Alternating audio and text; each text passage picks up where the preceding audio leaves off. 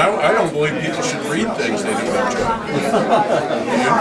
Well, no, I found it very interesting. I just recently heard about, I don't know what I heard, but I heard about mercury problems. Yeah, we've had a lot of mercury poured into our aquatic systems here, and it's all still there. The vast majority of it is still there. Yeah, it settles down to the bedrock. It sits around down there in the gravel and gets into the organic system. Now, my sister is a far better cook than I am. Stop it! Far better cook than I am. Stop it, Janice! Well, your family hasn't run out, so you're keeping it at the table somehow, right? Janice, I am not a better cook than you. You know, I think that we're both good cooks. Cat fight.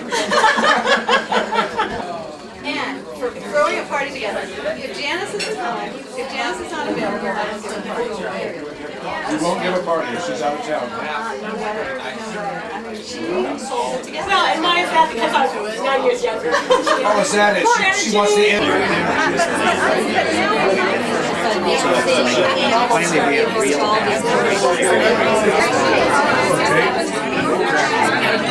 That's right, you called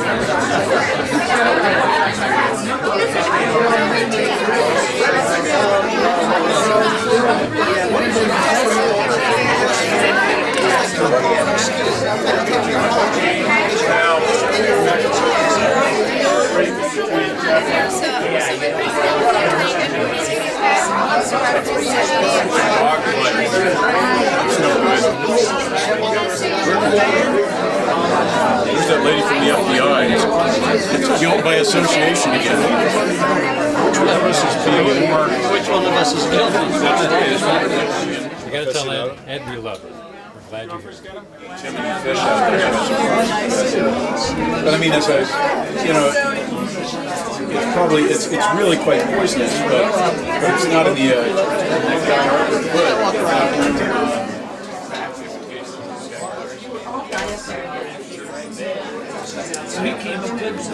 So I'm standing around minding my own business, and Connie, the minute she gets the camera on, becomes Steven Spielberg or something and says,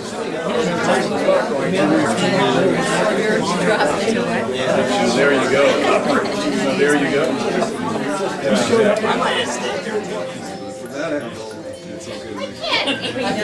They are really horrible. Could you pull that line down, please?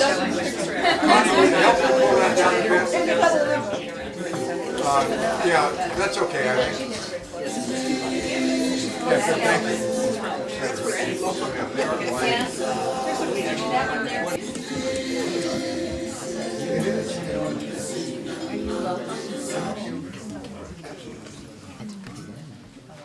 I was just speaking to a former colleague who remembers Ed reading at Kenyatta College in 1968. He was the first of the Holy Moly readers. And the very first time Ed came and read to a group that I'd asked to gather was right near 40 years ago.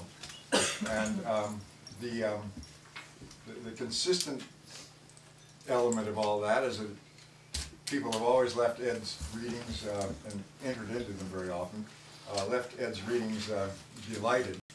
And I think I can say that... Satisfied. No, delighted. That level of delight and delightment has actually increased, that people are leaving his readings now even happier than they were 40 years ago. But not satisfied. Good reason. Good reason for me to be unable to say anything more. So, 40 years of it. Here's Ed.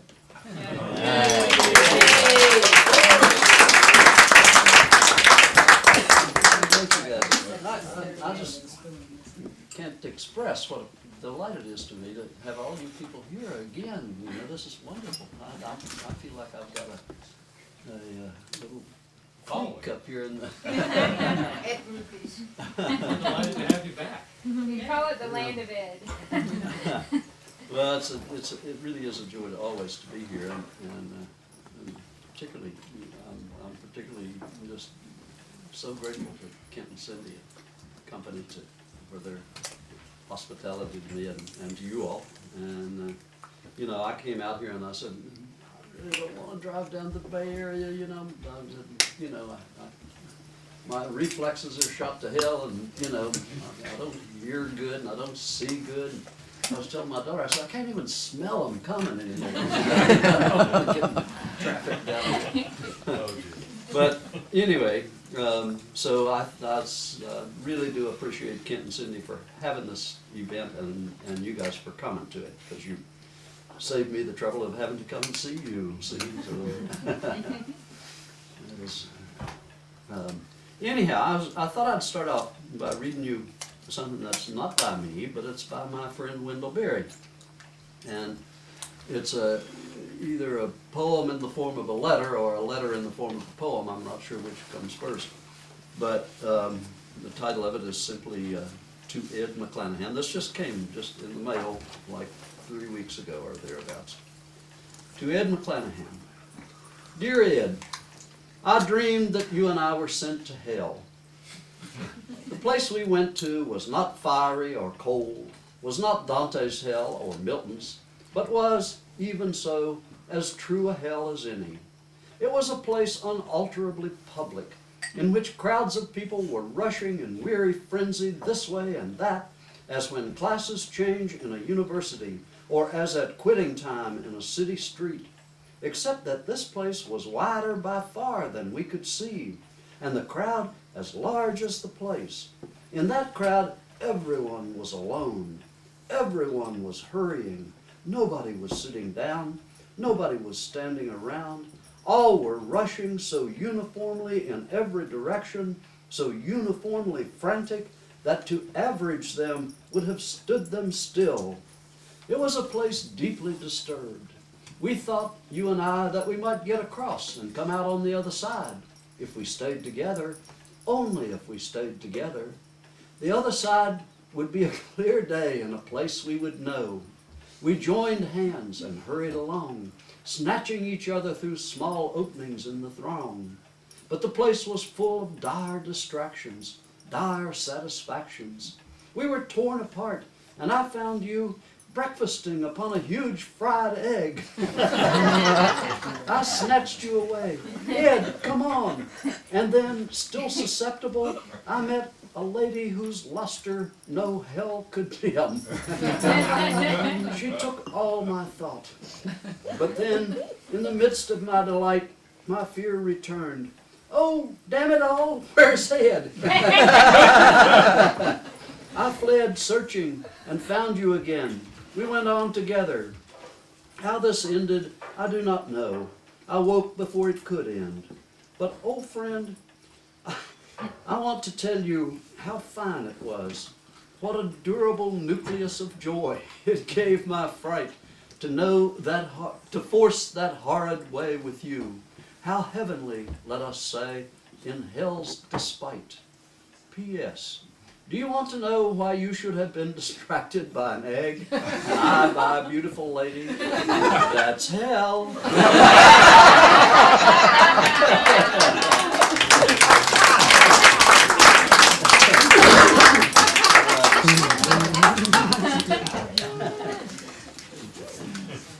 Well, I'm going to read two other things, and one of them will be an ordeal, and I hope it's not the one I'm about to read first, which is it's kind of long. I'll have to tell you that, warn you of that.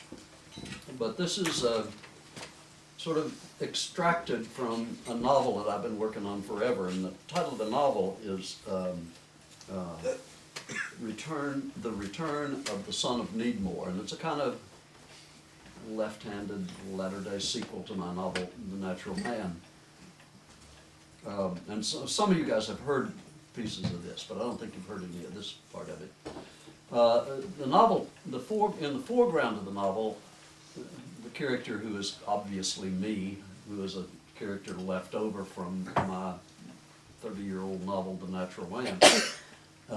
His name is Harry Estep, and he is he's from this little town in Kentucky called Needmore, but he as those of you who are familiar with The Natural Man would know, he right at the very late in the action of the book, he becomes an academic, a history teacher, and goes out west to teach at a state college in Oregon. And eventually what happens to this character, it turns out, as is being revealed to me in the novel I'm working on, he has come back to Kentucky, and he has gone into business in this small town, and the town that he comes from, and he gets called for jury duty in a murder trial. So that's going on in the foreground of the novel. But a lot of the novel takes place in flashbacks, and a whole string of those flashbacks take place during his academic career, Harry Estep's academic career out west in this state college in Oregon. He had a longer career there than I did by quite a large measure. But anyway, and he's a history teacher, and so what I did was I went back and pulled all these segments of the story from The Return of the Son of Needmore, and I thought I could paste them together so that they would make a short story. I don't think they do, but they do make a coherent narrative, and I don't think the ending of it is quite what you'd want of a short story, but it does make a sort of story, if you will. Okay, the title of this is The Essentials of Western Civilization. Way out there at the far edge of the country, just off the campus of Arbuckle State College in Arbuckle, Oregon, that most anonymous of towns, Assistant Professor of History Harrison B. Estep, M.A., had once, in a previous existence, lived a largely anonymous life in an anonymous apartment at an anonymous address, toiling by day deep in the bowels of lower division humanities at Arbuckle State. There was no upper division. Holding up at night in his apartment to grade papers and drink blended whiskey and smoke dope and listen to his increasingly unfashionable progressive jazz albums, some would say regressive, while contemplating the meaning of it all. His second marriage had by now, let's say midwinter 1969, been dead almost 3 years, or about twice as long as it had lived. You know what I think Harry, his young wife Jo Ellen, had said tearfully on her way out? I think you're just hiding behind all that cheap cynicism. You're just scared, Harry. Cheap? He'd ask himself when she and the boy were gone. If it's so fucking cheap, how come it's costing me so much? For the last couple of years, he'd been carrying on a half-hearted affair with a woman named Marcella, a divorced librarian at the State University in Eugene, 40 miles away, but neither of them was enjoying it much, in large part because Marcella's 3 teenage daughters persisted in treating Harry like the degenerate who came to dinner. So Harry only saw her every couple of weeks or so, when the sexual imperative asserted its insistent self. Between times, blended whiskey, along with immense nightly cloud banks of marijuana smoke, provided all the solace he could handle. Jo Ellen had been right, actually. Cynicism did come cheap in Arbuckle, whose residents took great civic pride in the fact that they lived in the seat of the only county west of the Continental Divide to support Alf Landon for president in 1936. Fort Leonard Wood, Missouri, where, as a clerk typist in the U.S. Army, Harry had spent 2 dismal years mindlessly typing requisitions for laundry soap and toilet paper, remains the only public facility in his experience that could rival Arbuckle State for pure ugliness. The institution had begun life as a teacher's college, but over the years its mission had gradually expanded to include agriculture, engineering, home economics, nursing, accounting, and a host of similarly romantic disciplines, with the result that the campus itself was a preposterous confusion of uniformly unimaginative, yet utterly contradictory architectural styles. The stateliest buildings were the ones that made up the original campus, a cluster of 8 or 9 low, homely but serviceable crenellated red brick farewell salutes to the Industrial Revolution. They were closely surrounded by several nice stands of elms and maples. In the spring, the trees became leafy ambuscades for great raucous flocks of grackles and grosbeaks, that unloaded their sodden ballast only when humanities faculty happened along on the sidewalks below. One learned not to mind it much. In Oregon, it was always raining something or other anyhow. But looming over this bucolic little patch of relative serenity was a farrago of towering slabs of steel and glass and concrete, thrusting themselves skyward as if to blot out the very sun itself on those rare occasions when it endeavored to shine on this gloomy Joe Blitzblick of a campus. Each of them, like the new food technology building, which the student newspaper proudly dubbed the largest erection on the Arbuckle campus, as personal and heartless as, well, as the largest erection on the Arbuckle campus. About the feet of these noble piles crept kudzu-like an impenetrable maze of interconnected one-story frame barracks, olive drab relics of the Navy's wartime V-12 officer training program. Here, in shabby oblivion, resided, or was bivouacked, lower division humanities, including the departments of art, languages and literature, social studies, band, not music, and history, an Augean stable wherein Harry and his friend Gil Bergen shared a stall and plied their inglorious trade. Humanities was a 2-year service division, quote unquote, ranking prestige-wise just above maintenance and janitorial. Its minions were regarded by the larger Arbuckle faculty much like the famous red-headed stepchild at the family reunion. Assistant professors of poultry management looked down their beaks upon Western Civ instructors as if at indigestible insects. Football coaches treated the poor devils who labored in the freshman composition line like something they'd stepped in by mistake.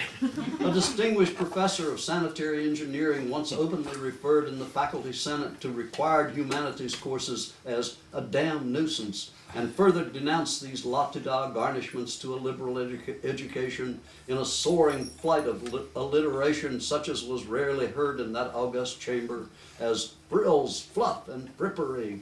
Students who evinced an unwholesome interest in the humanities were sent packing after their sophomore year before the condition became contagious.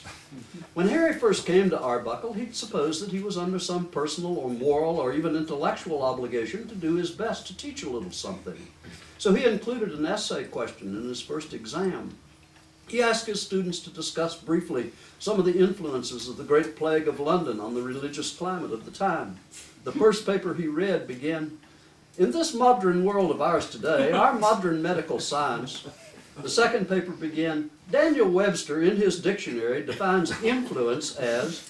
The third, "In his dictionary, Daniel Webster defines climate as."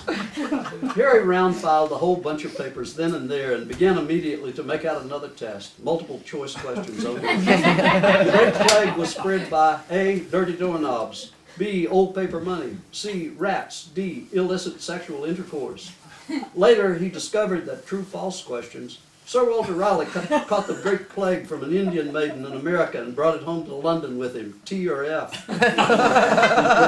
Were even less bothersome to mark, and nowadays he relied on them to the exclusion of all other forms. So it came to pass that over the years, Harry's dedication to pedagogy had eventually eroded to such an extent that when his mother first hinted in a letter that he might want to consider taking early retirement and returning home to Kentucky to go into the antiques business with her, he found himself, he confided to his office mate Gil Bergen, seriously entertaining the possibility. "What?" cried Gil as he scurried off to knock down yet another Western Civ section, "and give up the life of the mind?" "Hell no, we won't go," shouts Assistant Professor Harrison B. Eastep, M.A., in unison with some 2 or 3 hundred youthful and a few, like Harry, superannuated resistors of the military draft, gathered on this sweet spring morn with their arms linked at the elbows to block the entrance to the Portland, Oregon Induction Center, a 4-story beige building of no architectural distinction whatsoever, ugliness excluded. It being Saturday, the induction center is closed, and no potential inductees are scheduled to arrive until Monday morning. A mere technicality so far as both the demonstrators and their antagonists, a large, heavily armed contingent of the Portland Police Department, are concerned. "Hell no, we won't go! Hell no, we won't go!" Now let it be clearly understood that there is not the slightest possibility that Harry Estep will ever be obliged to go. After all, he's 36 years old.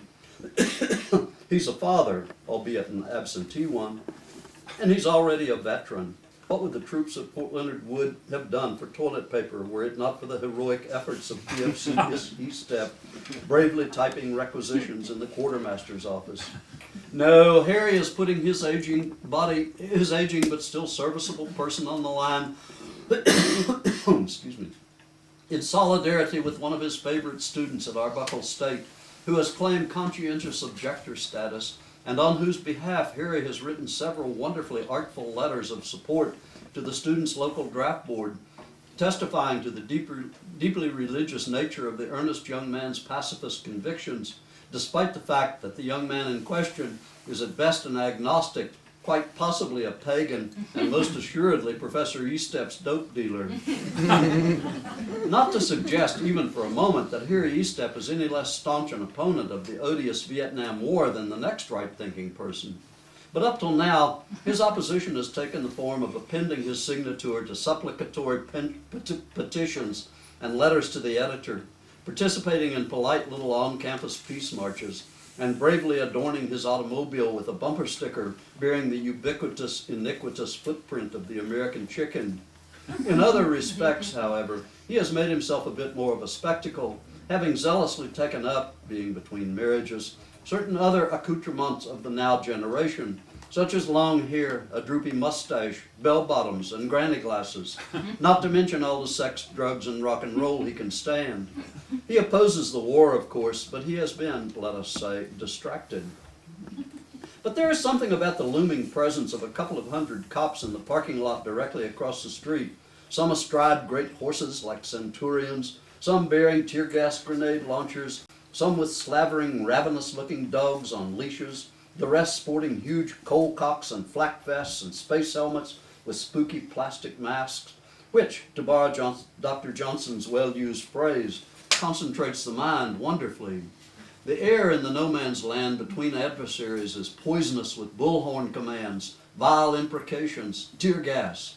At this particular juncture, despite the defiant slogans and locked arms and revolutionary good intentions, Assistant Professor Estep has only one thought in his highly refined pedagogical mind: how to get the fuck out of here unbusted, with his long-haired noggin unbludgeoned and his bell-bottom lower person intact.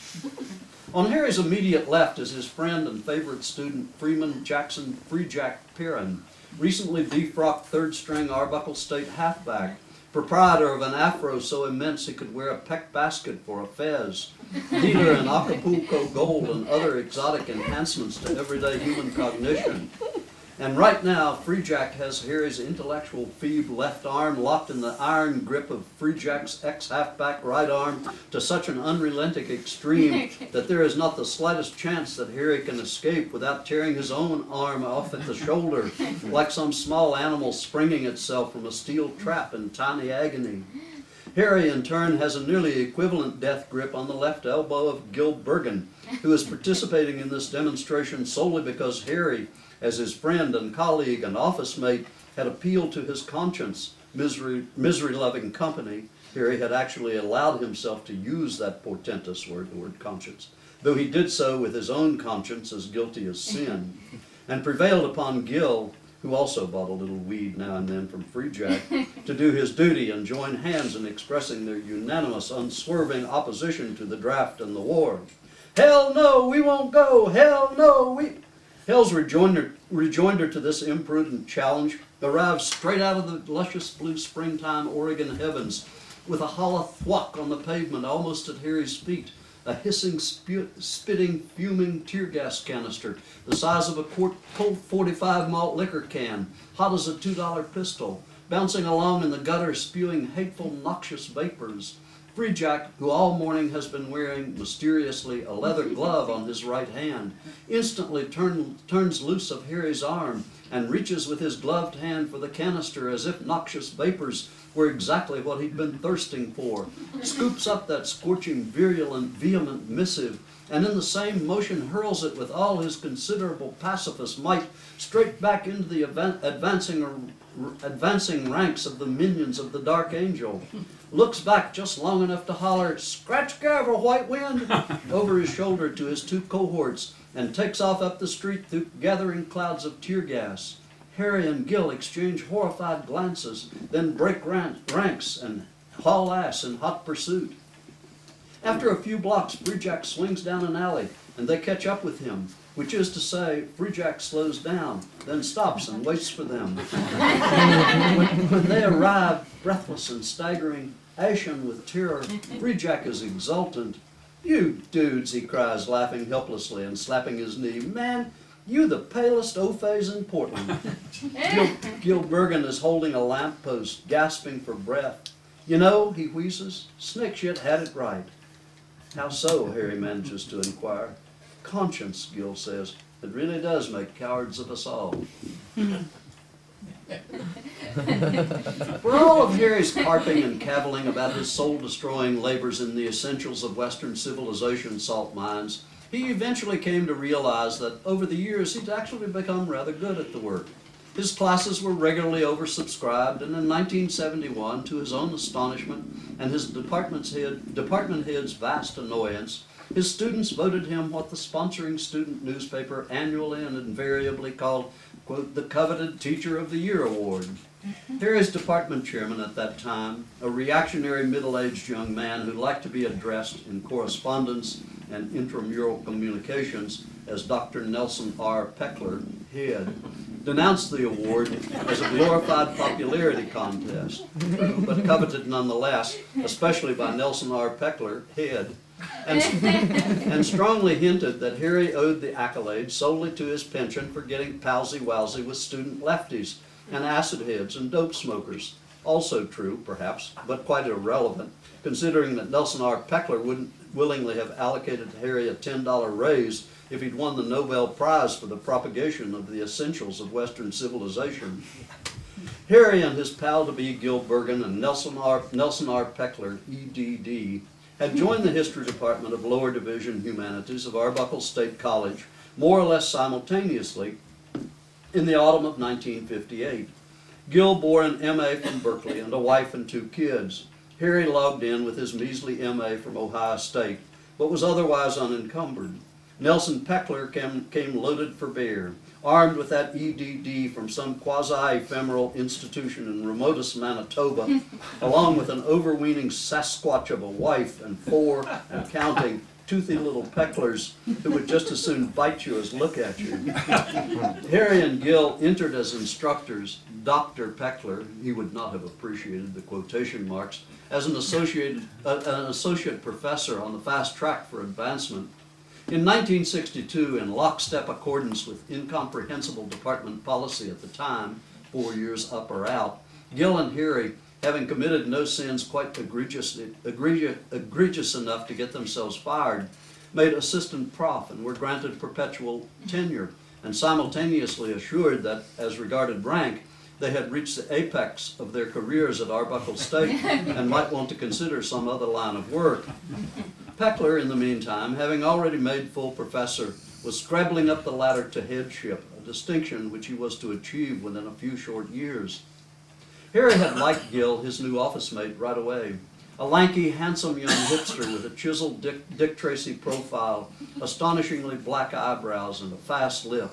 Gil was double smart. He read books. He played piano with an ad hoc campus jazz combo. He voted left. He had even smoked a little weed in grad school, as had Harry a time or two in Columbus's murky mid-1950s dens of bohemian iniquity. Because they both liked to come into the office at night when the place was abandoned and quiet to grade papers and work up the next day's classroom blather, they logged a lot of hours in each other's company.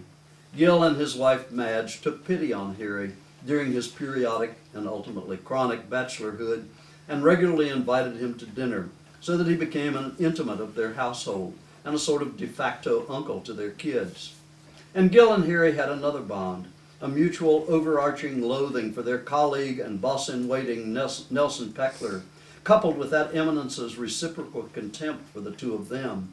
Peckler, Nelson R. Pecklerhead, as the two young wags had taken to calling him between themselves, years before he'd actually scaled those Olympian heights, was a large, soft-bodied, wide-rumped, one-time third-string football player for a third-rate state college somewhere in Missouri, an individual scant of hair and intellect and principle, but hungry withal for power of the more petty varieties, the power to schedule Saturday morning 8 o'clocks for insubordinate subordinates, the power to impose his moss-back politics upon curriculum and textbook selection, the power to pat and pinch department secretaries, observed, and the occasional student cutie, rumored, whenever he could get away with it.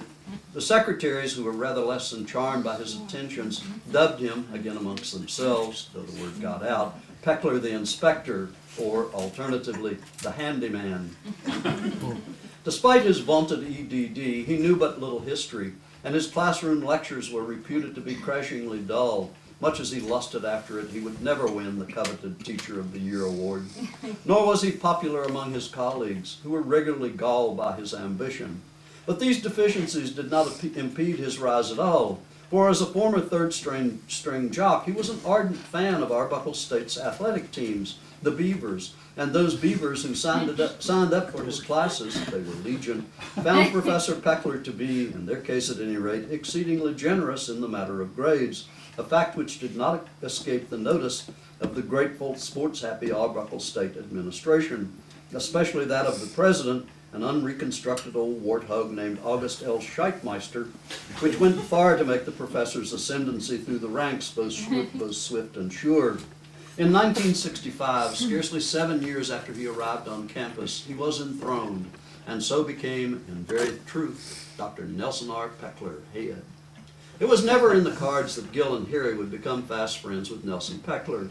In the first place, their own education had taught them, if nothing else, that even a puny Master of the Arts degree was infinitely superior in every respect to a doctorate in education. That indeed the EDD appended to Peckler's name branded him not as a learned man, but rather as something of an ignoramus. Unfortunately, during those early years, they were not quite successful at keeping their disdain from manifesting itself in public. In their very first semester in the fall of 1958, Gil once openly corrected Peckler's grammar during a departmental committee meeting, and later, at the annual Homecoming Day alumni barbecue, at which new faculty were expected to dish up lunch for the alums, when Peckler made bold to take charge of the operation and imperiously ordered Harry to don a paper apron and cap and hand out Dixie cups of ice cream at the dessert table, our hero did, in very truth, suggest that Dr. Peckler go take a shit in the ocean. Thus was their enmity sealed early on and forevermore. Over the ensuing six or 7 years, as Nelson Peckler marched inexorably toward dominion, Harry and Gil engaged in many minor skirmishes against him and actually won their share of small victories, for despite the rising Peckler influence within the department, change was coming just as inexorably to the college as a whole. In 1961, the pacifist son of the Beaver track coach, of all people, strode onto the football field during an ROTC halftime homecoming day parade, bearing a sign declaring before countless thousands of nonplussed Beaver fans, "Military education is not education for democracy." President Scheitmeister endeavored to expel the renegade transgressor, but failed thanks to a petition signed by a heavy majority of his faculty and vigorously circulated within the history department by Gil and Harry over the violent objections of the president's new protege, Professor-in-Waiting Peckler, who branded them, plagiarizing a phrase from his own hero, the late junior senator from Wisconsin, handmaidens of the communist conspiracy. It developed that the young pacifist had fired the first shot of a revolution that would mightily shake the Arbuckle State campus, as similar incidents would soon shake campuses everywhere. In 1963, the faculty dress code, coats and ties at all times in the classroom, came tumbling down. That didn't do much for Gil, who continued to look ultra cool in those skinny suits and ties of the era. But Harry immediately took up the cause of jeans and sweatshirts, and eventually bell-bottoms and fruit boots and big-sleeve paisley-printed pirate shirts. Gil had the history department's first beard, Harriet's first ponytail. Needless to say, Nelson R. Peckler was mortally offended. In 1964, a young Turk professor in the English department ventured to teach Vladimir Nabokov's dangerous novel Lolita, and the elderly maiden lady who served as dean of students sent a student spy with a tape recorder into his classroom. The tape recorder was discovered and became a scandal that brought down the entire set of in loco parentis rules and allowed boys and girls to cohabit in the dorms and girls to stay out until 2 or 3 or 4 o'clock in the morning if they chose to do so. Then came the resistance to the Vietnam War, and teach-ins and sit-ins and be-ins, and even in Harry's case, between marriages, the occasional love-in. Again, needless to say, Nelson R. Peckler did not participate. There was even talk that Arbuckle State College might someday soon, after it had unburdened itself of the current administration of August L. Scheitmeister, finally declare itself a genuine university and offer degrees, even advanced degrees, in those formerly despised fields known contemptuously as lower division humanities. In the final days of 1967, August L. Scheitmeister gave up the ghost, but not before, as one of his last acts, he had overseen the elevation of his pet professor to the exalted position of head of the history department of lower division humanities. Later that same academic year, Arbuckle State University did absolutely become a reality and began to expand its offerings accordingly. Among the new programs was a Department of American Studies, which outraged the highly refined sensibilities of the history department's Dr. Peckler had by incorporating in its curriculum, along with all manner of other licentious, possibly subversive enthusiasms, the study of such low-life musical diversions as Negro blues and jazz, as well as folk and soul and hillbilly trash, and even that incomprehensible, unsavory new phenomenon, rock and roll.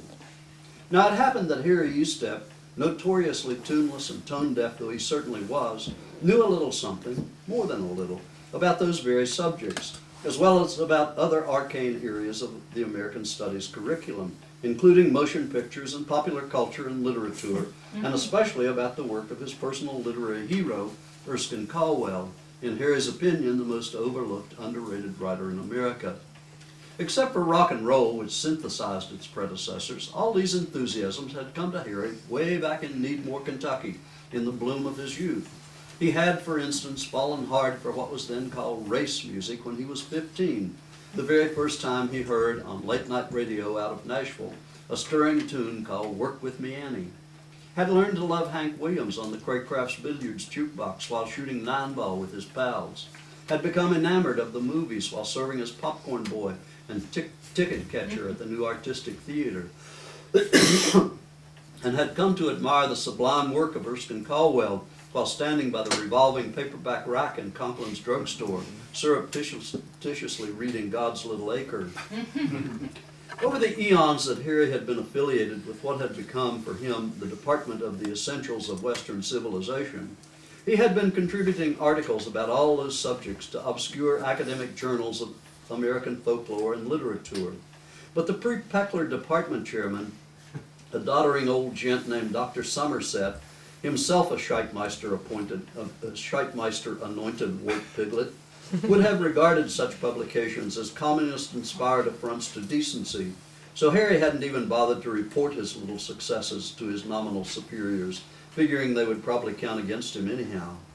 Nonetheless, his efforts hadn't gone for naught in the grander scheme of things, for it happened that the up-and-coming chair of the new American Studies Department, young Dr. Twaddler, had been reading Harry's work for years, had in fact cited and quoted from it liberally in his doctoral dissertation at Brown, and was amazed to discover when he arrived at Arbuckle State that this fount of all knowledge was ignominiously slaving away in the bowels of what had until recently been lower division humanities, teaching 4 sections of Western Civ. He summoned Harry to his office and offered him a proposition. Dr. Twaddler aspired to publish, under the aegis of his department, a quarterly, the Northwest Journal of Popular Culture, and he hoped that the eminent assistant professor Estep could be persuaded to become its editor. He proposed a shared teaching position with Harry's department, half-time in the trenches of Western Civ, half-time at play in the editorial fields of the Lord. The fly in this delightful ointment was in the person, so to speak, of a very large insect of the genus Peckler, who would have to sign off on the whole scheme. Last spring, when Harry and Gil and Free Jack had been under siege in that Portland daisy chain, they'd been featured the next morning on the front page of the Sunday paper, the Oregonian, in a large photograph, the three of them arm in arm, Gil in his usual sharp black suit and narrow tie, Harry long-haired and bell-bottomed and tie-dyed to a fare-thee-well, and Free Jack with his prodigious afro like a giant black dandelion, captioned, ASU Prof's ex-jocktified draft. On Monday morning, Peckler called Harry and Gil on the carpet and charged them with bringing disapprobation and contumely upon all of Western civilization, or at any rate upon the essentials thereof, and pointedly reminded them that their every move was under the intense scrutiny of the head. At the time, the threat didn't mean all that much to Harry. His tenure protected him from getting fired, and he was already condemned to eternal Saturday morning 8 o'clocks anyhow. But it presented a major problem for Gil, who, during the years while Harry had been writing paeans to his idols in the quarterlies, had striven mightily to earn a PhD at the real state university, 40 miles down the road. Gil had finally taken his degree with distinction, just weeks after that infamous episode at the induction center, and with the expanding curriculum, he hoped that he might fall heir to the occasional advanced class, maybe even a promotion. But Der Peckler had proved unforgiving, and now, a full academic year later, Gil was still an assistant prof, still doing, perforce, his usual 4 sections of involuntary servitude, while he grimly plotted his appeal to the faculty grievance committee. So, of course, when the American Studies proposal came along, Harry knew immediately that he too had a problem. He explained the difficulty to the amiable and obliging Dr. Twaddler, who was sympathetic and readily granted Harry a few weeks to come up with a strategy. Later, Gil and Harry had talked their situation over at great length and gloomily concluded that the grievance committee, which was unpropitiously Peckler appointed, and therefore under his pernicious thumb, would have to be their only recourse. Then, on a Sunday afternoon a couple of weeks later, Free Jack dropped by Harry's apartment to see if he was interested, and he was, in a lid of newly arrived Maui Wowie. The transaction completed, they tasted, and, like the song says, got wasted, and eventually, during the rather aimless conversation that ensued after they regained the power of speech, Free Jack mentioned, apropos of nothing in particular, that Harry's boss, here Free Jack was unable to suppress a marijuana giggle at what he was about to say, Harry's boss must be one hip dude. Peckler? Harry scoffed, a hip dude? Come on, man. No lie, Free Jack assured him, explaining with many more giggles of the same description that a certain chick of his acquaintance who sometimes babysat the wee Pecklers and who called herself Rainbow, Harry knew Rainbow from his affinity group at a teach-in a year or so ago when she was still Mary Lou Suggins, was telling her many campus friends, among them Free Jack and several of his associates whom Rainbow regularly condescended to bawl, that Dr. Peckler, while driving her home night before last after a babysitting gig, having somehow discovered that she occasionally modeled for life drawing classes, confessed his own long-suppressed artistic yearnings and offered her $40 to let him take her picture topless with his new Polaroid. And when Harry declared that he didn't believe a word of it, Free Jack showed him what he claimed were the very same 2 $20 bills that Dr. Peckerhead had paid Rainbow for the Polaroids he had taken of her in his office yesterday afternoon, an away game Saturday afternoon when the campus was basically shut down. The very same 2 $20 bills that Rainbow had, in turn, paid Free Jack not 2 hours ago for a lid of the very same most excellent weed that Harry himself had just purchased, and indeed the very same weed that he and Harry had, with such exceedingly satisfactory results, just smoked. $20 a titty, man. Dad, Free Jack added happily, slapping his knee. Rainbow's cool, she could care less. And he stuck Peckler's pair of 20s back into his pocket. The bread was right. As soon as Free Jack left to continue his rounds, Harry rolled himself, for meditative purposes, in a fresh dew, fired it up, and sat down to think the whole thing over. There had to be a way, he told himself, as his fading high magically bloomed once again inside his head, and with it his resurgent hopes for becoming the exalted editor of the Northwest Journal of Popular Culture. There had to be a way to turn this information to advantage.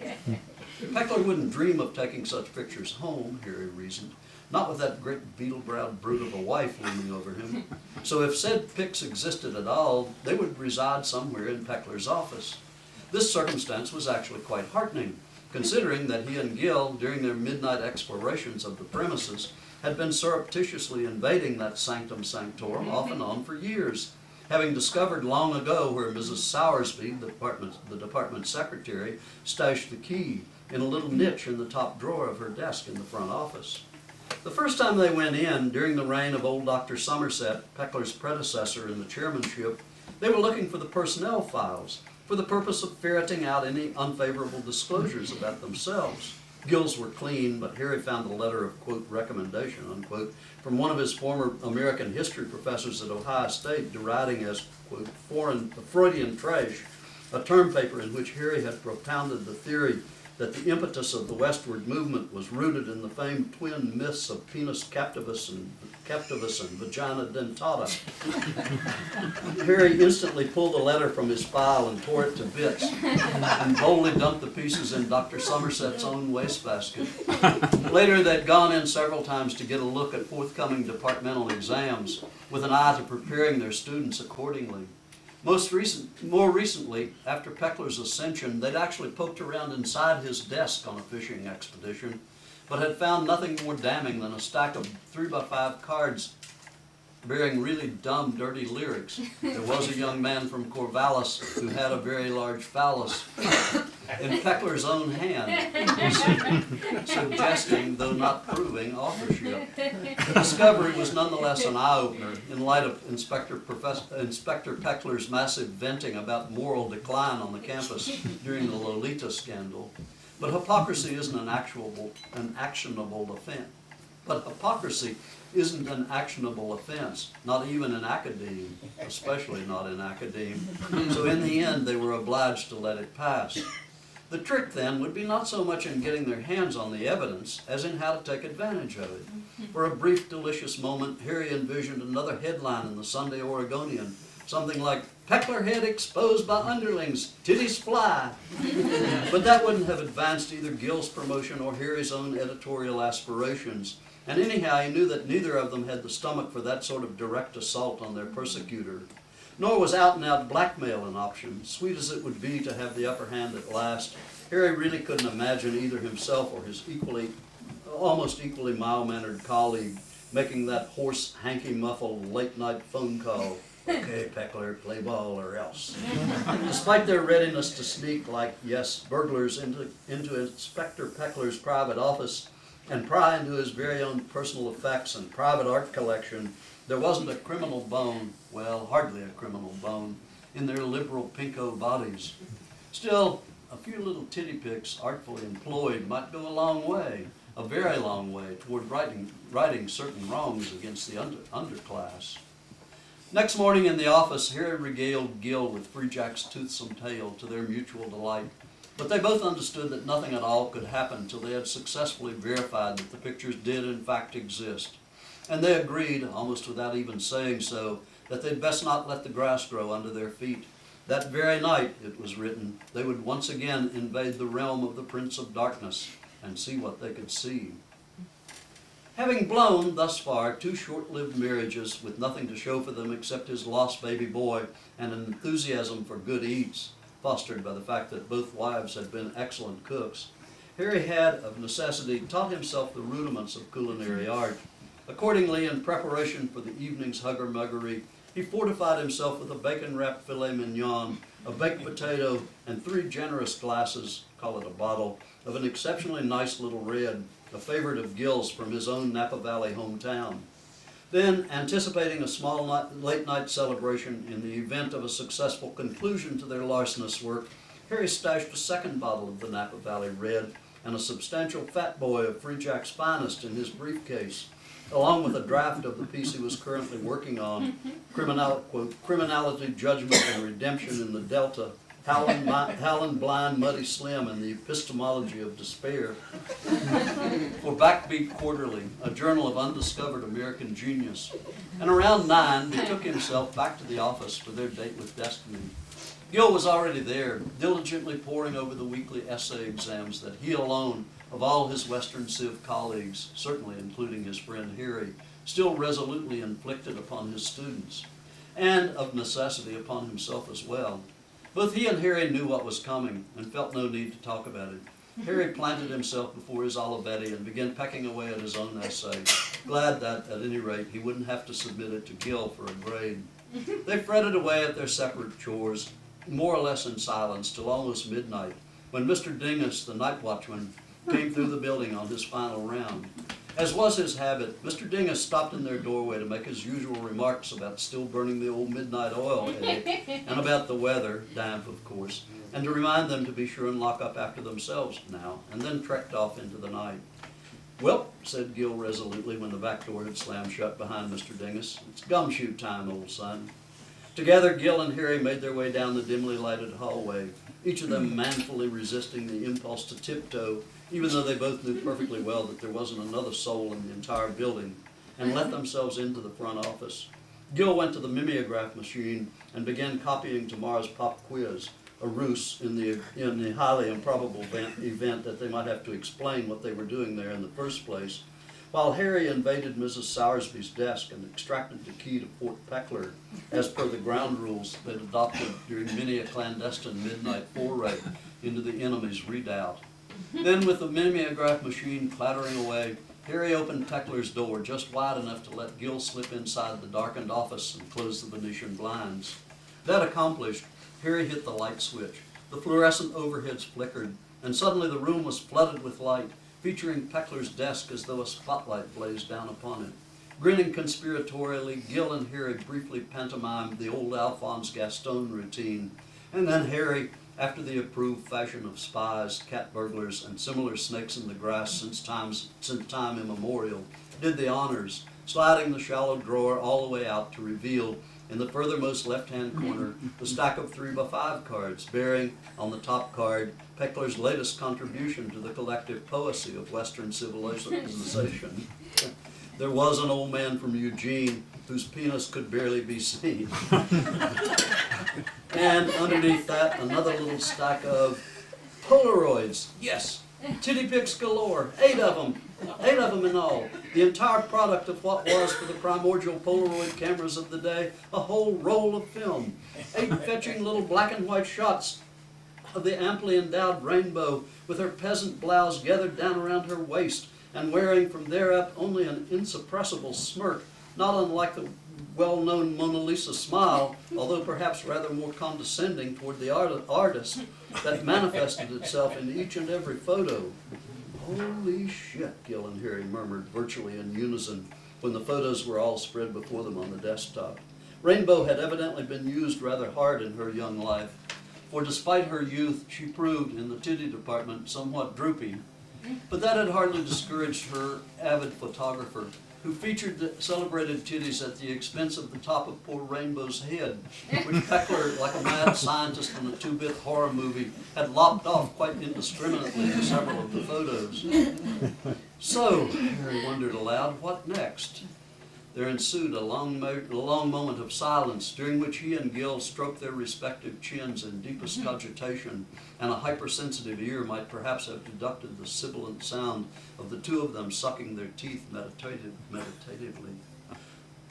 "Okay," Gil said at last, "here it is. You take one, and I'll take one, and we'll put the rest back just like they were." Harry was aghast. "First thing tomorrow morning," he protested, "Peckler, being Peckler, would no doubt sneak a peek at his new treasures, and he would know right away who—" "That," said Gil, "is the point." Then Harry got his drift. Of course Peckler would know that his two bitterest enemies, who were on the premises almost nightly, were the prime, indeed the only, suspects. But what could he do about it? The man was not without a blustering, bullying sort of courage, but in his situation, Peckler had exposed. He'd certainly recognized that discretion was the better part of valor. Once he'd been made to understand, by way of copying a couple of his favorite titty pics, that the jig was most assuredly up, they'd have him by the short hairs. And copying a couple of his personal titty pics would make that happen automatically. No heavy breathing midnight phone calls required. They bent over the photos again, and in another moment they experienced simultaneously a mutual epiphany.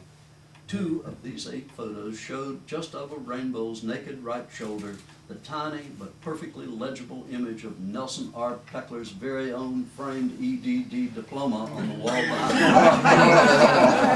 him. Gil and Harry exchanged quick grins and muffled chuckles, which spoke volumes as to their estimation of the Peckler intellect.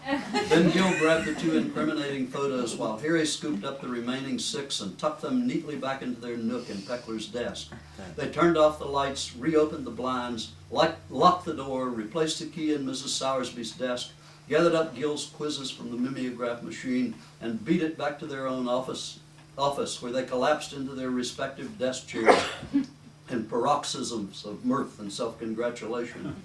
After they had more or less regained their composure, they turned the 2 photos titties down and shuffled them on Gil's desk, blindly selected one apiece, and filed them in manila folders in their respective file cabinets under T. That done, Harry went to his briefcase and brought out the celebratory bottle, while Gil produced the corkscrew from his desk drawer. They had a long-established celebration ritual, usually reserved for the end of a grading period. And they each dumped out the paper clips from the innocent-looking cafe glasses on their desks and poured themselves 2 brimming slugs of the nice little red. They were just raising their glasses to toast the success of their mission when there came a soft tapping at their office window. His heart in his throat, Harry spun in his chair, expecting to see, at best, Mr. Dingus, and at worst, Peckler, the dean, the entire campus police force, and the House Un-American Activities Committee, all assembled on the lawn outside the window like an out-of-season band of malevolent Christmas carolers, and beheld instead just one dark face, grinning maniacally, Free Jack. As Harry, giddy with relief, rose to go to the back door to let him in, Gil put his fingers to his lips in the traditional mum's-the-word gesture, to which Harry acceded with a nod. By the time Harry returned with Free Jack in tow a couple of minutes later, Gil had found a clean coffee cup and was pouring their guest a welcoming dram of the nice little red.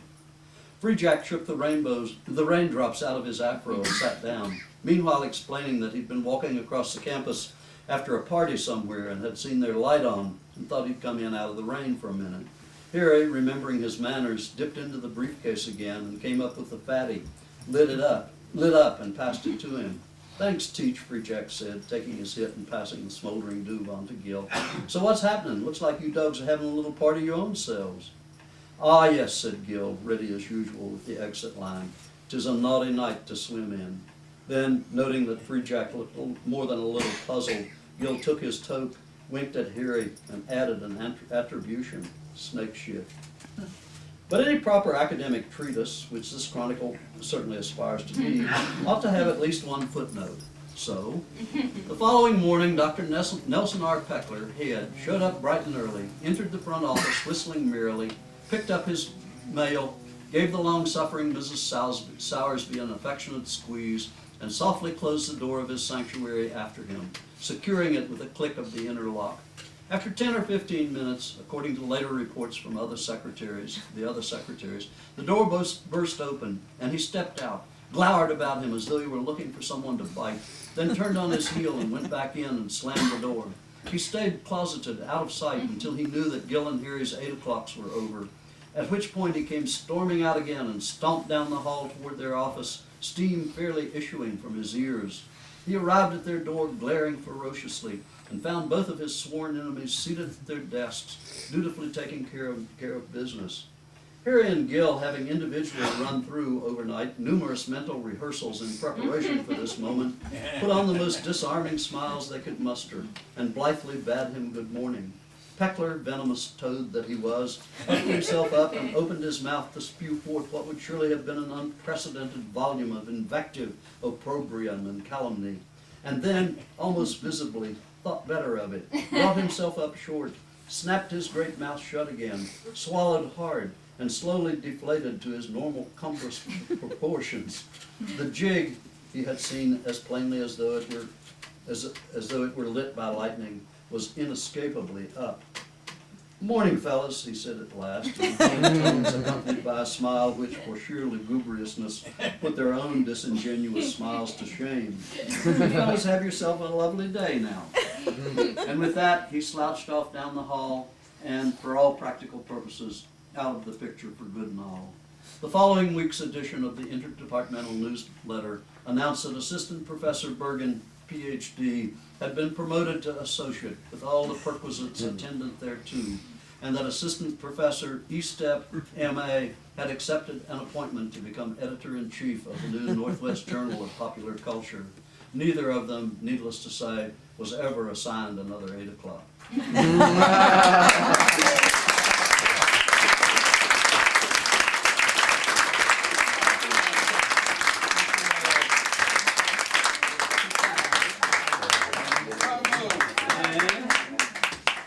Here's another. And this one you have to really suck. And then I wrote, ... I expect I'd just as well go ahead and own up right off the bat to the fact that this little morsel of writing has but one ambition, which is to provide a vehicle that will allow me, at readings like this one, to inflict upon the public weal, be warned, the only 3 songs I've ever written. Rendered up strictly Acapulco in, be doubly warned, my very own inimitable singing voice. I implore you all, however, to take the opportunity to sweeten this bitter dose of salts by adding your own voices to the 2nd and 3rd choruses of each song. That said, let's betake ourselves way up to the upper left-hand corner of the country, where I am lumbering along a Montana freeway in a cumbersome, sway-backed old white whale of a '65 Chevy van named Moldy Dick, headed east into the very first sunrise of July 1976. At my back is a U-Haul trailer, and receding into both the distance and the past, the town of Missoula, Montana, which until this morning I've called home for most of the past 3 years. Ahead of Moldy Dick and me is my new bride, Sia, piloting our ageless VW microbus, the McClanahan van. And ahead of her are a couple of thousand miles of eastbound highway, at the far end of which is a tumble-down 4-room tenant house on a high bank above the Kentucky River, near the hamlet of Port Royal in Henry County, Kentucky. In Moldy and the U-Haul are 2/3 of our worldly possessions. In the VW with Sia is the other third. Yet, as must ever be the case with nearly newlyweds, our hopes are high. We are nesters, homesteaders, a weird little wagon train in the eastward movement, pioneers seeking our earthly paradise. 10 months earlier, Sia and I had set out from Missoula on the same highway, in the same direction, on what has to be one of the most feckless adventures in the history of human endeavor, a quest for, to borrow Tom Waits' title, the heart of Saturday night. We were going to write a book about honky-tonks. To that dubious purpose, we drove 14,000 miles over the next 6 months or so, honking and tonking relentlessly, from Montana to Louisiana to Kentucky, and by way of northern Mexico and Bakersfield back to Montana. But of course the book never happened, though I did get a chapter, Drowning in the Land of Sky Blue Waters, of famous people I have known out of it. Which is good, because it means I won't need to rehash here the intrepid details of our travels. Suffice it to say that we contracted a severe case of the honky-tonk blues, compounded by a touch of motion sickness. But it's all in the book, dear hearts, and said book, again, for those of you who are, like me, a trifle hard of hearing nowadays, that's famous people I have known, is still available at fine booksellers everywhere. Back to our story. Midway in our travels, Sia and I had taken a breather for a couple of months in that abandoned tenant house by the Kentucky River, on the farm belonging to my longtime friend Wendell Beery's uncle, Jim Peary, just down the road from Wendell's and his wife Tanya's own farm in the tiny community of Port Royal. In February, when we hit the road again on our return trek to Missoula, we already knew that we were coming back, and that our ultimate destination was right there at Uncle Jimmy's sweet little tenant house on the riverbank. We made it back to Missoula in time to fulfill our final obligations there. And now, 3 months later, in the early summer of '76, we are setting forth once again, bound for Port Royal. These old bangers of ours cruise at about 45, flat out, which makes for a long, lazy day at the wheel. Any other time, lollygagging along all by myself like this, I'd pop the top of a cold grain belt and tune in the nearest call-in show on the radio. There are problems, though. For one thing, it's a little early in the day to dip into the beer cooler. For another, Moldy Dick, which we bought for $400 just for this trip, came with a gaping hole like a missing tooth, in the middle of the dash where the radio should have been. So, left to my own devices, too uncoordinated to twiddle my thumbs and steer at the same time, I'm casting about for something to occupy the vasty fastnesses of my mind for the next few hundred miles. And that's when I remember the elbow room and the born in the land of sky blue waters sign. The elbow room is a nondescript bar in a nondescript building which squats nondescriptly amid the used car lot ghetto on the south side of Missoula. It has a pool table, a good country jukebox, and a peremptorily amiable bartender, but by and large the atmosphere is pretty businesslike, and the business at hand is alcohol. The doctor is in at 6, S-I-C-K-S, 6 a.m., discreetly advises a small sign taped to the back bar mirror. The clientele is mostly trailer court working class, day laborers and mill hands and motel maids and Granny Goose salesmen and tire recappers and Korean War widows and Exxon pump jockeys. And it includes a sizable contingent of full-time dedicated alcoholics. Now, for all my inabstinent ways, I have never counted myself among that happy number. But when we lived in Missoula, I did like to fall by the elbow room every now and then for a nightcap or three, just to clear my head after a hard day at the thesaurus or some trifling domestic impasse or a particularly egregious outrage on the evening news. The glum podiatrist waiting room anonymity of the place seemed to cool me out somehow, and many's the midnight hour I whiled away, sitting there, nursing a shot of Brand X bourbon and meditating upon the electric Ham's beer sign behind the bar, the one that bears the legend, "Born in the land of sky blue waters," beside an animated picture, which follows a rushing mountain stream down past a campsite with a red canoe, on down a riffle and over a waterfall and around an island and past a campsite with a red canoe, and down a riffle and over a waterfall and around an island and past a campsite with a red canoe and down a riffle. And the Ham sign with that mad little river rushing eternally up its own fundament has always seemed to me an ineffably profound representation of spiritual isolation, a sort of horizontal electric mandala for contemplative drunks, and I have long aspired to write a country song about it. Why not now?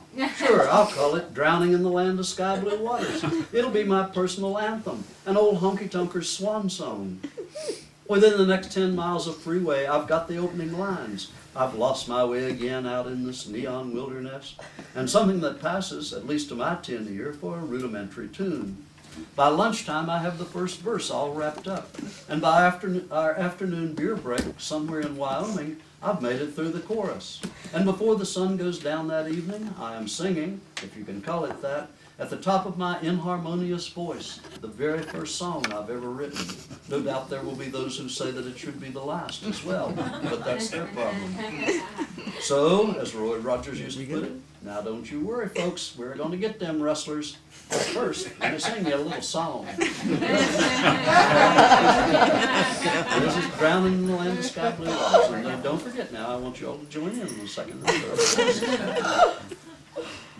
I've lost my way again out in this neon wilderness, where the rivers run in circles and the fish smoke cigarettes, where the only things that give me any peace of mind are a jukebox and a bar stool and a strange electric sign.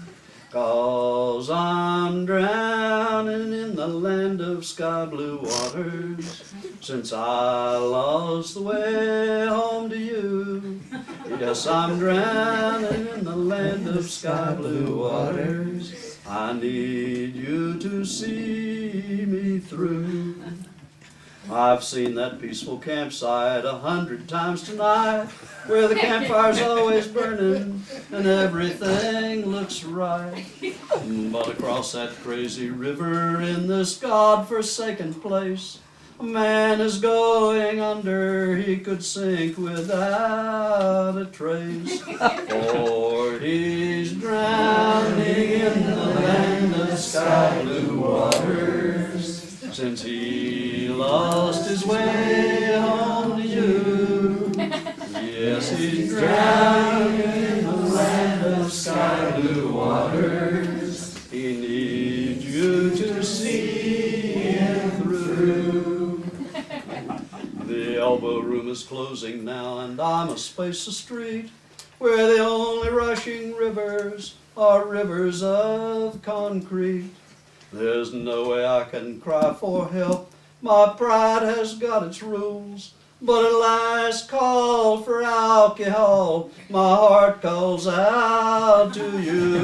Oh, I'm drowning in the land of sky blue waters, since I lost the way home to you. Yeah, I'm drowning in the land of sky blue waters. I need you to see me through. Thank you all so much. There's more. You've been warned. Well, so much for my formative years in showbiz. My marriage survived my singing for a while, and we lived in Uncle Jimmy's little house for the next 4 years, until our burgeoning family obliged us to seek more spacious accommodations. Our fortunes had improved by then to the point that we were able to buy a rickety but roomy old farmhouse up on the hill, a little closer to greater downtown Port Royal. I remember this otherwise irrelevant transition merely to demonstrate that at this stage in my life, I was interested a lot less in being a rolling stone and more in, pardon the mixed metaphor, becoming a moss-gathering stick in the mud. Yet my late-blooming homebody propensities hadn't by any means overcome my still urgent need to honky-tonk from time to time. And so, one Saturday night, not long after my family and I had moved into our commodious new digs, I found occasion to sneak off down the road to Carrollton with a buddy of mine to our favorite local dive, the B&M Disco and Bait Shop, to tip a few cold ones. On the jukebox in the B&M was a song called, cross my heart, You Fucking Jerk, You Piss Me Off.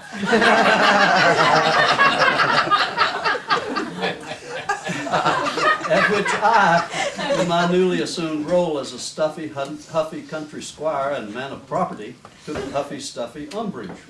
So, I went home and wrote, yes folks, that disquieting premonition you're experiencing means you do feel a song coming on. I went home and wrote the song which some critics, in their wisdom, have called my greatest hit.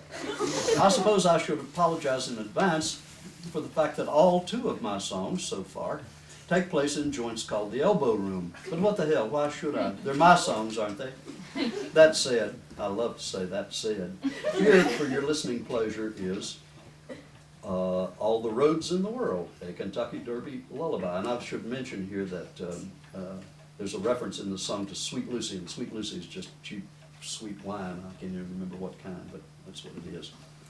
Okay, All the Roads in the World, a Kentucky Derby lullaby. And don't forget, 2nd and 3rd chorus. Rose came from Porter County, where she worked at Fruit of the Loom. Hung out for a while down on 2nd Street in a place called the Elbow Room. Took up with a trucker from Fargo, went out west for a while. Danced topless in a bar in Chicago, came back showing the miles. All the roads in the world lead to home, sweet home. They all lead the other way too. Some have to go and some have to stay, and some are just passing through. Wayne was a drifter from Denver, blew in for the Derby and stayed. Took a job as a backup bartender the day of the Derby parade. Rosie was sipping Sweet Lucy, watching the parade pass her by. She stole Wayne's heart down on 2nd Street when he saw the tear in her eye. All the roads in the world lead to home, sweet home. They all lead the other way too. Some have to go and some have to stay, and some are just passing through. Wayne took out his pay in Sweet Lucy, right there at the scene of the crime. Told his life story to Rosie, and they danced till closing time. They were lost till they found each other. Tonight they know where they are, for 2 rocky roads came together in a place called the Elbow Room Bar. All the roads in the world lead to home, sweet home. They all lead the other way too. Some have to stay and some have to go, and some are just passing through. Well, that pretty much got the songwriting bug out of my system. An apparent miracle cure that was no doubt welcomed by my adoring public. But it turned out that the condition was chronic, and the long dormant symptoms would return in 1986 to put me through one more bout with the terrible reality that I can't sing a lick. That fall, my friend Ken Kesey called to say that he was about to publish his memoir, Demon Box. There would be a book tour, Ken said, and he was planning to take a break during his travels and come to visit us and the Beeries for a few days. This was exciting news for my then 9-year-old daughter, Annie, who had never met Ken, but had heard Wendell and me talk about how much he loved kids, how entertaining he was with them, how he always had an assortment of magic tricks and songs and jokes and stories for them. For Annie, it was love even before first sight. She could hardly wait. Okay, I told her, yielding to my old vice one more time. How's about I write us a little song? And when Ken comes, you and I will sing it to him. So that's what we did. I wrote a song called Jack the Bear. It's dedicated to Ken, of course. And Annie and I rehearsed it together for days. And when Ken arrived, we sang it for him. He loved it, by the way, though I dare say he might have enjoyed it even more if he could have traded me for, say, Mario Alonso, or for that matter, for Daffy Duck. Here I'm going to interrupt myself briefly to remind you that in 2003, 2 years after Ken's death, I edited the 7th and final issue of Ken's old self-published literary magazine, Spit in the Ocean. And when Viking Penguin published Spit 7, subtitled All About Kesey, a band of a dozen or so superannuated but still serviceable, I seem to be using that phrase a lot tonight, surviving pranksters, myself among them, put together a modest book tour for ourselves.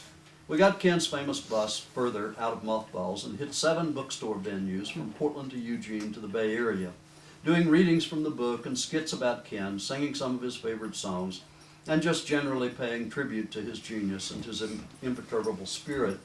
We had a grand time and played to full houses at every stop, and I invariably finished off my portion of the program by singing Jack the Bear, once a welcoming greeting, now, sadly, a fond farewell. Our final show was on a Saturday night at Moe's Books in Berkeley, where, by then, the lovely and talented Annie, my daughter Annie, was and is a candidate for a PhD in English literature at UC. And of course she was, by paternal injunction, and possibly even by choice as well, in our audience that evening. And of course I drafted her, paternal injunction again, to join me on stage for Jack the Bear. Annie isn't 9 years old anymore. Indeed, she got a wolf whistle when she came forward. But I'm here to assure you that as far as I'm concerned, our Moe's Bookstore rendition of Jack the Bear was, for me, the very best moment in the whole adventure. And now, Annie and I will do Jack the Bear. I have to tell you that at the end of the song, there's a little hand gesture, and we'll do the hand gesture too. We rehearsed that at the time, and we'll do it all. Okay. Here's Jack the Bear. 1, 2, 3. He comes on like Jack the Bear. He ain't no hippie and he ain't no square. He's Jack the Bear of world renown. He's Jack the Bear from out of town. Hey, hey, Jack the Bear. Hey, hey, Jack the Bear. Jack the Bear is in cahoots with big galoots in pinstripe suits. Jack the Bear ain't got no roots except the ones inside his boots. Hey, hey, Jack the Bear. Hey, hey, Jack the Bear. Jack the Bear has heard the news. He says that when you snooze, you lose. He says you reap just what you sow. Now Jack the Bear, he's got a blow. Hey, hey, hey, Jack the Bear. Hey, hey, Jack the Bear. Hey, hey, Jack the Bear.